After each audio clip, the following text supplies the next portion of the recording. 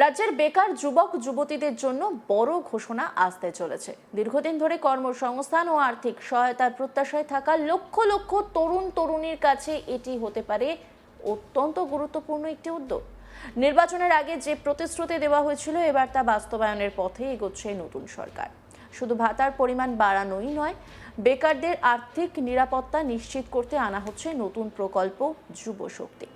এই প্রকল্পের মাধ্যমে যোগ্য বেকার যুবক যুবতীরা প্রতি মাসে পাবেন ৩,০০০ টাকা করে ভাতা। তবে এই সুবিধা পেতে হলে আবেদনকারীদের কয়েকটি নির্দিষ্ট শর্ত পূরণ করতে হবে। তৃণমূল সরকারের আমলে যুবসাথী প্রকল্পের আওতায় বেকার যুবক যুবতীদের প্রতি মাসে ১,৫০০ টাকা করে আর্থিক সহায়তা দেওয়া হতো।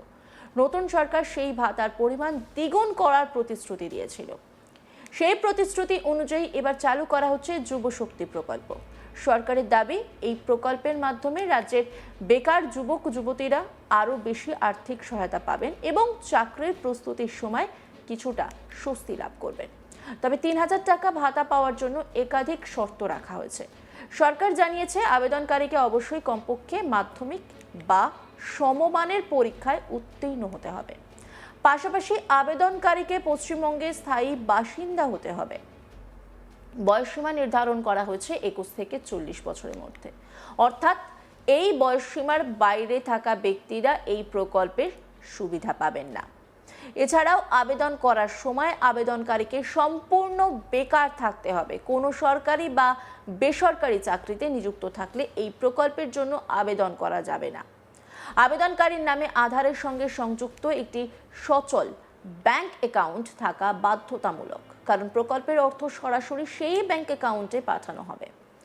সম্প্রতি মুখ্যমন্ত্রী শুভেন্দু অধিকারী জানিয়েছেন যে আগামী ২২শে জুনের বাজেটে এই প্রকল্পের জন্য আগামী ১ বছরের আর্থিক বরাদ্দের বিষয়টি ঘোষণা করা হতে পারে। তিনি বলেন, ইতিমধ্যে প্রধানমন্ত্রী আবাস এবং অন্নপূর্ণা যোজনার মতো একাধিক প্রকল্প বাস্তবায়নের কাজ শুরু হয়েছে। একই সঙ্গে বার্ধক্য ভাতা ও যুবশক্তি প্রকল্প নিয়েও সরকার দ্রুত পদক্ষেপ নিচ্ছে। সরকারি সূত্রে জানা গেছে, পূর্ববর্তী সরকারের সময় প্রায় ৫৫ লক্ষ উপভোক্তা যুবসাথী প্রকল্পের আওতায় আর্থিক সহায়তা পেতেন। এবার সেই বিপুল সংখ্যক আবেদনকারীর তথ্য ও নথিপত্র নতুন করে যাচাই করার সিদ্ধান্ত নেওয়া হয়েছে। সরকারের মতে, প্রকৃত বেকার ও যোগ্য ব্যক্তিদের হাতে সুবিধা পৌঁছে দিতে ভেরিফিকেশন প্রক্রিয়াকে বিশেষ গুরুত্ব দেওয়া হবে।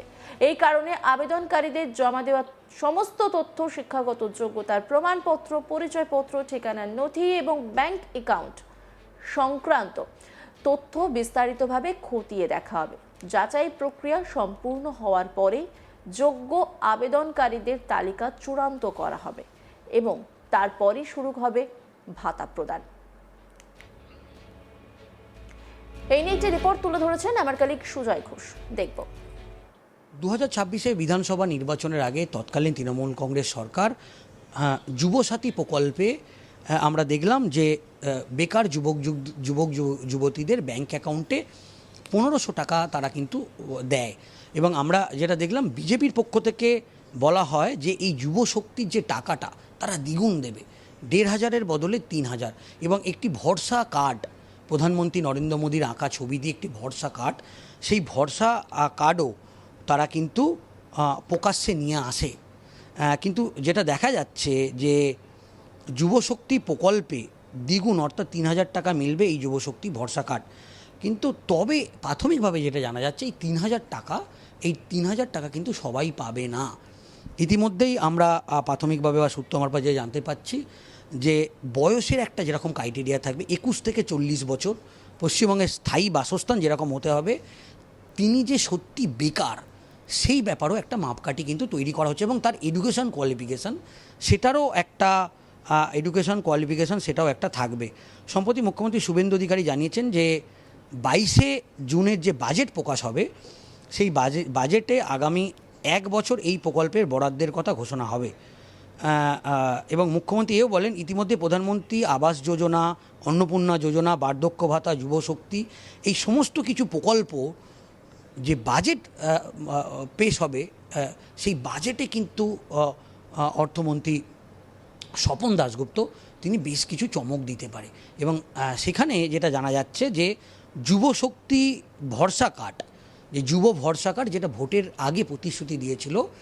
আমরা দেখলাম যে অন্নপূর্ণা ভাণ্ডারের টাকা ইতিমধ্যেই একটা বড় অংশের মহিলা তারা কিন্তু তাদের অ্যাকাউন্টেই টাকা ক্রেডিট হচ্ছে। আবার আরেকটা বড় অংশের মহিলারা তারা বলছে এখনও সেই টাকা ক্রেডিট হয়নি। ইতিমধ্যেই আমরা এই বিষয়ে মুখ্যমন্ত্রী শুভেন্দু অধিকারী তিনি বলেছেন যে ধাপে ধাপে একেবারে নির্দিষ্ট যারা অ্যাপ্লিকেশান করছে তাদের সমস্ত ভেরিফিকেশান করেই এই টাকা তাদের অ্যাকাউন্টে যাবে, কারণ ৩,০০০ টাকা।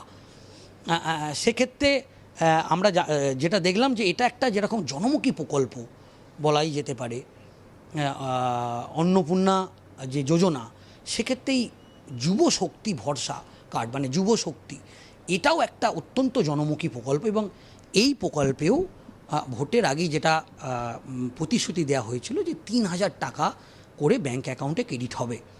এবং সেই মতো আমরা যেটা জানতে পাচ্ছি যে এই ব্যাপারেও বেশ কিছু ক্রাইটেরিয়া কিন্তু থাকবে এবং সেই ক্রাইটেরিয়া ফুলফিল করতে থাকলে এবং বেশ কিছু যে এই যে শর্তগুলো যতক্ষণ না পর্যন্ত সে পূরণ করতে পারছে সে কিন্তু যুবসাথীর মানে যে পাল্টা যুব শক্তির যে টাকা সেই টাকা কিন্তু তাদের ব্যাংক অ্যাকাউন্টে ক্রেডিট হবে না।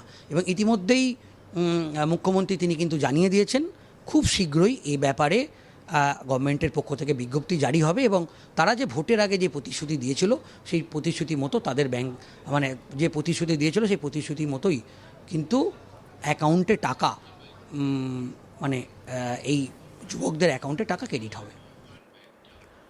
আরও একটি গুরুত্বপূর্ণ বিষয় হলো যুবশক্তি ভরসা কার্ড। এর জন্য প্রয়োজনীয় সরকারি পোর্টাল ইতিমধ্যেই তৈরি করা হয়েছে বলে জানা গেছে। তবে এখনো পর্যন্ত আবেদনপত্র জমা দেওয়ার নির্দিষ্ট তারিখ, অনলাইন আবেদন প্রক্রিয়া এবং অন্যান্য নির্দেশিকা প্রকাশ করা হয়নি। সরকার সূত্রে খবর, খুব শীঘ্রই এই সংক্রান্ত পূর্ণাঙ্গ নির্দেশিকা প্রকাশ করা হবে। ফলে রাজ্যের লক্ষ লক্ষ বেকার যুবক যুবতী এখন সেই ঘোষণার অপেক্ষায় রয়েছে। যদি সবকিছু পরিকল্পনা অনুযায়ী এগোয় তাহলে আগামী দিনে যুবশক্তি প্রকল্প বেকারদের জন্য একটি বড় আর্থিক সহায়তার মাধ্যম হয়ে উঠতে পারে। এখন দেখার বিষয় কবে থেকে শুরু হয় আবেদন গ্রহণ এবং কত দ্রুত উপভোক্তাদের হাতে পৌঁছে যায় এই নতুন প্রকল্পের সুবিধা। তবে মাথায় রাখবেন, এখানে কিন্তু সমস্ত নথি ঠিকভাবে দিতে হবে, না হলে কিন্তু আপনি যে আবেদন করবেন সেটা কিন্তু কোনোভাবেই কাজ করবে না। কারণ এখানে তথ্য যাচাইয়ের উপর কিন্তু আলাদাভাবে নজর দেওয়া হচ্ছে, তাই সমস্ত নথি একেবারে সঠিক দিতে হবে।